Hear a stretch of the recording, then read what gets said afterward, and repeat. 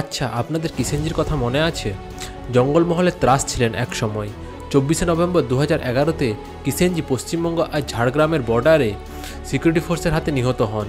এতদিন পর কিষেনজির ভাই রেণুগোপাল আত্মসমর্পণ করলেন।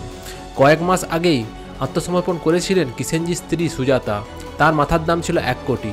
মহারাষ্ট্রের চিটগড়ি জেলায় পুলিশের কাছে আত্মসমর্পণ করেছেন রেণুগোপাল রাও ওরফে ভূপতি, যার মাথার দাম ছিল 6 কোটি।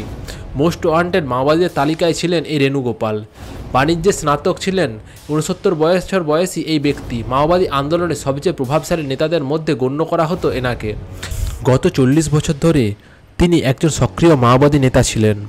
15ই আগস্টের একটি চিঠিতে নিরাপত্তা বাহিনীর সাথে একতরফা যুদ্ধবিরতির প্রস্তাবের পর থেকেই বিভিন্ন মাওবাদী গোষ্ঠীদের মধ্যে মতপার্থক্যের তথ্য পাওয়া যায়। তারপরই এই আত্মসমর্পণ। 2026 সালের মধ্যে দেশকে মাওবাদী মুক্ত করতে হবে বলে ঘোষণা করেছেন কেন্দ্রীয় স্বরাষ্ট্রমন্ত্রী অমিত শাহজি।